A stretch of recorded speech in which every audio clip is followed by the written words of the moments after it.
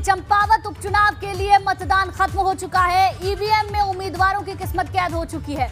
दांव पर उत्तराखंड के मुख्यमंत्री पुष्कर सिंह धामी की प्रतिष्ठा लगी हुई है। कांग्रेस उम्मीदवार निर्मला गहतोड़ी से इनका मुकाबला है। 3 जून को चंपावत उपचुनाव के नतीजे आएंगे। आपको बता दें, शाम 3 बजे तक 51.83% मतदान हुआ था और अब 5 बज चुका है। 5 बजे तक मतदान होना था।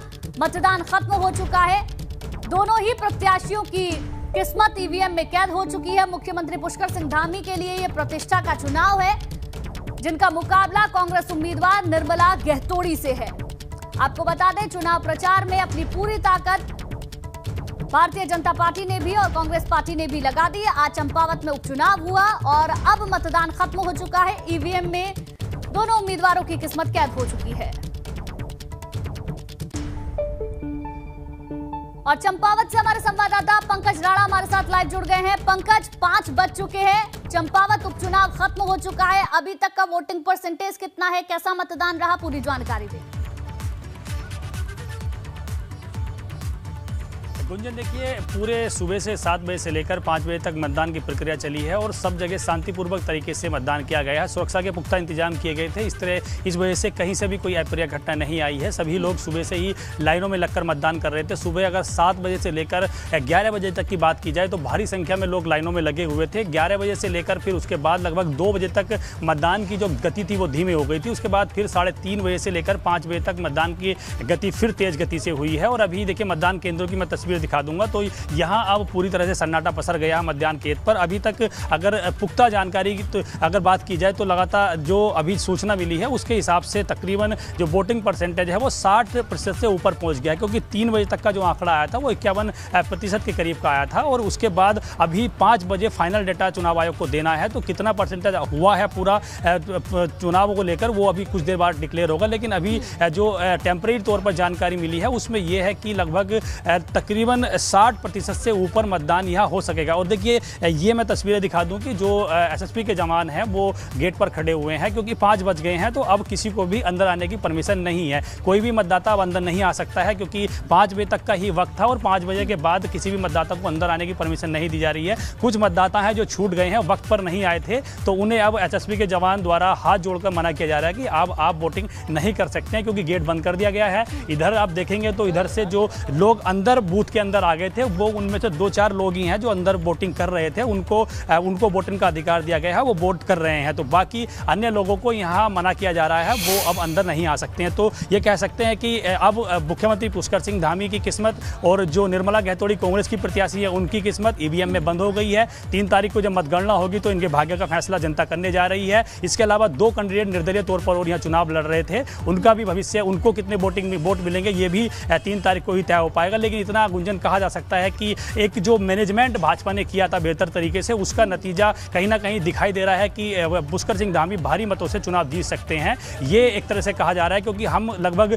20 से 30 पोलिंग स्टेशन पर गए थे और 20 से 30 पोलिंग स्टेशन पर कहीं पर भी हमें कांग्रेस का बस्ता नजर नहीं आया है। तो ये साफ तौर पर इशारा है कि अधिकांश जो वोटिंग परसेंटेज हुई है वो लोगों की तरफ से की गई है, तो उसमें कहीं ना कहीं रुझान मुख्यमंत्री की तरफ रहा है। तो ये तमाम चीजें अब देखना होगा कि किस तरह से कितना रुझान आया है, क्योंकि होगा जब चंपावत उपचुनाव के नतीजे आते हैं, जनता ने किसको विजयी बनाया है इसके लिए थोड़ा सा हमें इंतजार करना होगा। लेकिन हाँ, ये कहना गलत नहीं है, मुख्यमंत्री के लिए साख की बात है। यहाँ पर मुख्यमंत्री की जो किस्मत है, प्रतिष्ठा है, वो यहाँ पर दांव पर लगी हुई है।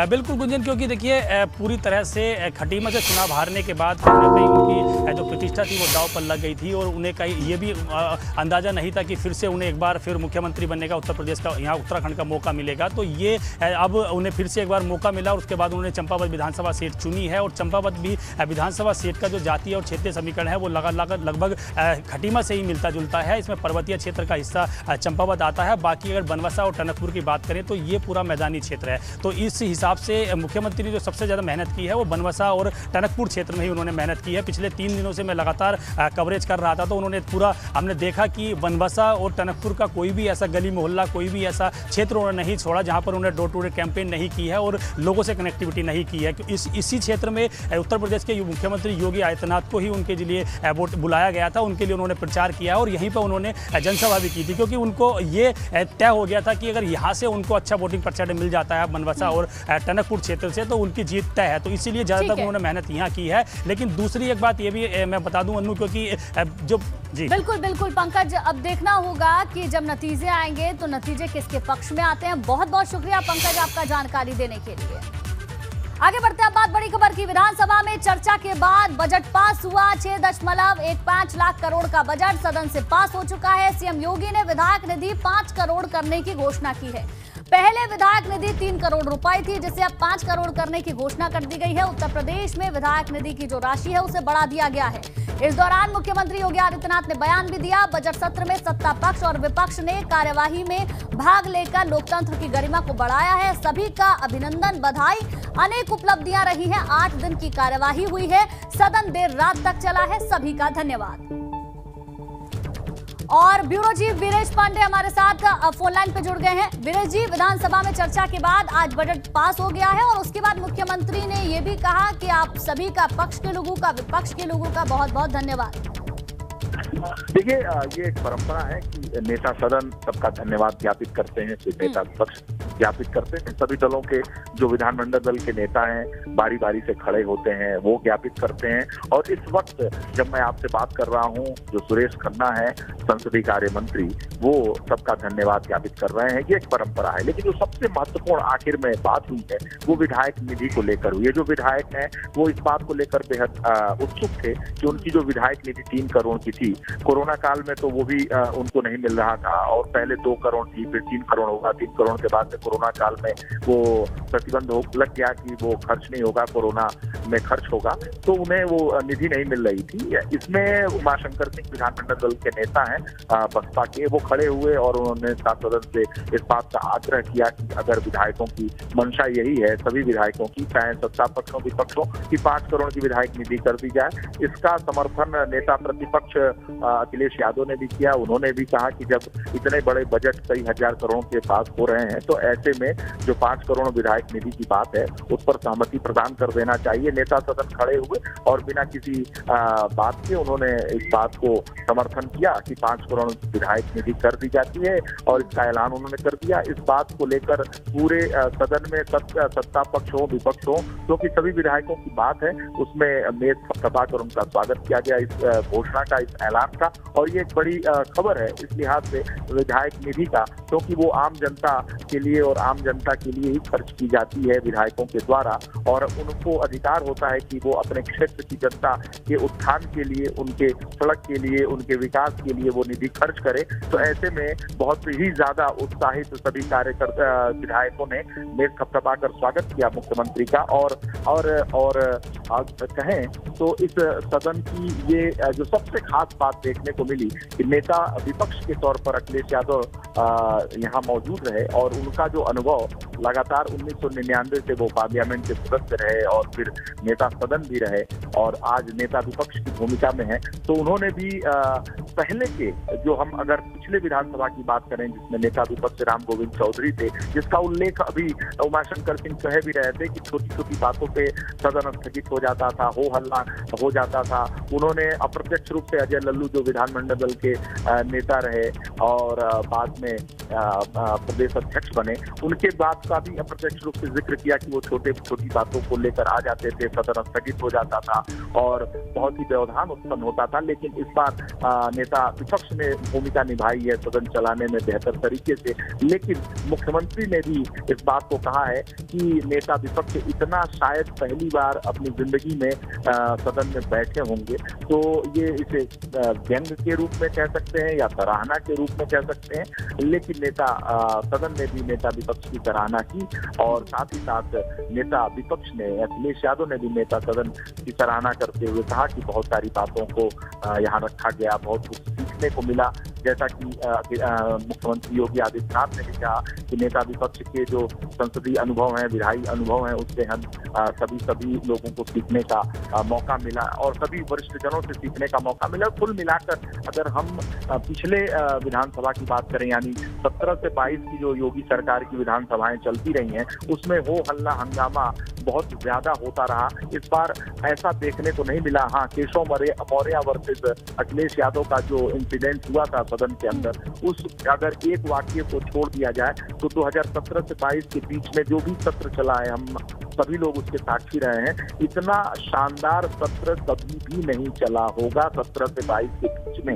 इस बात को विधायक बिल्कुल वीरेश जी, यही लोकतंत्र की खूबसूरती है और उसकी झलक इस बार कई बार सदन में देखने को मिली। चाहे आज की जिस बात का जिक्र आप कर रहे हैं, जब नेता विपक्ष ने नेता सदन की तारीफ की या सराहना की, नेता सदन ने नेता विपक्ष की सराहना की, दूसरी तरफ शिवपाल तक की तारीफ इस बार सदन में देखने को मिली। शुक्रिया आपका जानकारी के लिए।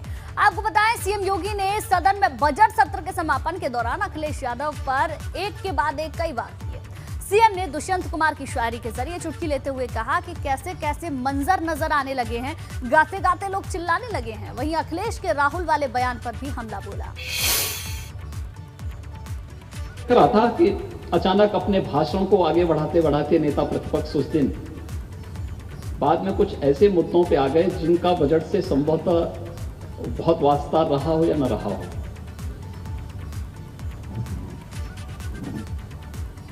और कुछ ऐसी बातों को इस सदन में कहने लग गए थे जिसका खामियाजा प्रदेश अतीत में बहुत भोग चुका है, आज से उभर चुका है प्रदेश। उत्तर प्रदेश आज एक नई दिशा की ओर बढ़ रहा है। लेकिन उनके भाषण से मुझे दुष्यंत कुमार की पंक्तियां याद आ गई कि कैसे मंजर सामने आने लगे हैं और गाते गाते लोग चिल्लाने लगे हैं।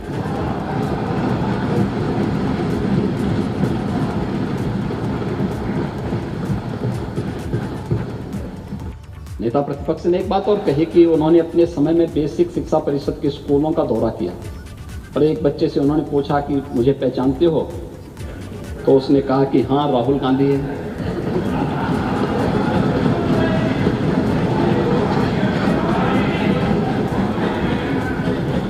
बच्चे भोले भाले होते हैं लेकिन मन के होते हैं सच्चे।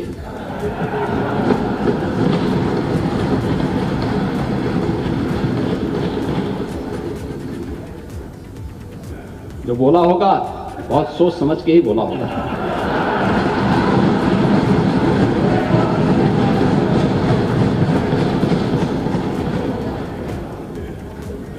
फर्क बहुत ज्यादा नहीं है।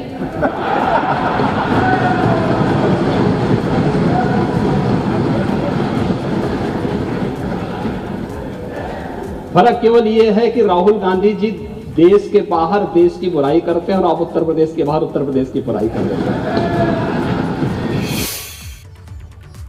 आगे बढ़ते हैं। अखिलेश पर तंज कसते हुए सीएम योगी ने कहा, हमसे नहीं तो चाचा शिवपाल से ही कुछ सीख लेते।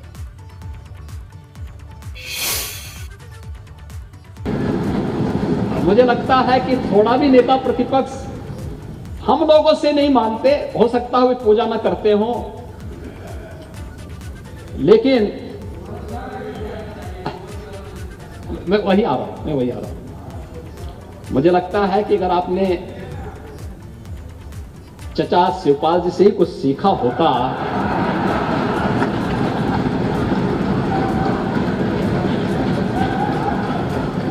तो पूजा कैसे होती है, और पूजा में जब स्वीकार कर लेना,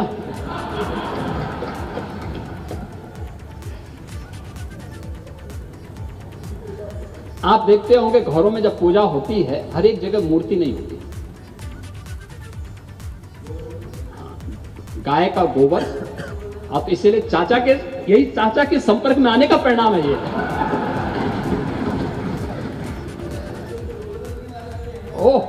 अब इसीलिए तो हम कह रहे हैं कि आप उस गोवर्धन को कहते थे कि गोबर हमें नहीं चाहिए। आगे बढ़ते हैं। जातीय जनगणना पर अखिलेश यादव का सरकार पर वार। सरकार जातीय जनगणना कराएगी या नहीं, अखिलेश यादव ने कहा। क्या जातीय जनगणना का डेटा सेंटर बनेगा? अखिलेश यादव ने वार करते हुए ये सवाल भी पूछा कि क्या जातीय जनगणना का डेटा सेंटर बनाया जाएगा।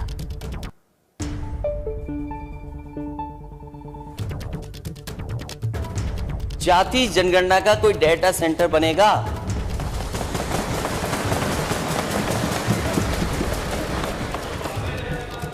अरे मैं जातिवाद पे नहीं आया हूं अध्यक्ष महोदय, मैं पूरे प्रदेश की बात कर रहा हूं कि जातीय जनगणना होगी कि नहीं होगी ये सरकार बताए, क्योंकि इतने बड़े बड़े डेटा सेंटर बना रही है। खबरों में आगे बढ़ेंगे। कल अयोध्या के दौरे पर मुख्यमंत्री योगी आदित्यनाथ रहने वाले हैं। रामलला के गर्भगृह के निर्माण का शुभारंभ करेंगे। प्राण प्रतिष्ठा समारोह में सीएम शिरकत करेंगे। 3 घंटे अयोध्या में ही मुख्यमंत्री रहेंगे। आपको बता दें, रामलला के गर्भगृह के निर्माण का कल शुभारंभ होगा, जिसके लिए योगी आदित्यनाथ अयोध्या पहुंचेंगे। करीब 3 घंटे मुख्यमंत्री अयोध्या में ही रहने वाले हैं। तो ये बड़ी खबर आपको बता दें, कल अयोध्या का दौरा है योगी आदित्यनाथ का। रामलला के गर्भगृह के निर्माण का शुभारंभ कल होना है, जिसके लिए खुद मुख्यमंत्री पहुंचेंगे। प्राण प्रतिष्ठा समारोह में भी शिरकत करेंगे। कुल मिलाकर 3 घंटे का कार्यक्रम है मुख्यमंत्री का, और कल अयोध्या मुख्यमंत्री पहुंचेंगे। और एक और बड़ी खबर आपको बता दें, असदुद्दीन ओवैसी ने ज्ञानवापी वीडियो लीक पर सवाल उठाए हैं। सर्वे के वीडियो नहीं लीक होने चाहिए थे, मस्जिद थी और हमेशा रहेगी, असदुद्दीन ओवैसी ने कहा है। ज्ञानवापी मामले में सर्वे के शुरू होने से लेकर सर्वे खत्म होने के बाद तक, कोर्ट के आदेश तक, असदुद्दीन ओवैसी के समय समय पर बयान आए हैं। और जब सर्वे की रिपोर्ट लीक हो चुकी है तो असदुद्दीन ओवैसी का कहना है वहां मस्जिद थी और हमेशा रहेगी। ये जो वीडियोस मीडिया में चलाए जा रहे हैं वो बहुत बड़ी गलती कर रहे हैं, क्योंकि सुप्रीम कोर्ट में तो जजेस ने कहा कि मीडिया को नहीं चलाना चाहिए। अब ये सेलेक्टिव लीव कौन दे रहा है? ये तो सुप्रीम कोर्ट के जजेस ने कहा इस बात को। आप लीक कर लो, कुछ भी कर लो, 91 का एक्ट है। 91 के एक्ट के तहत 15 अगस्त 1947 को मस्जिद थी, मस्जिद है और रहेगी।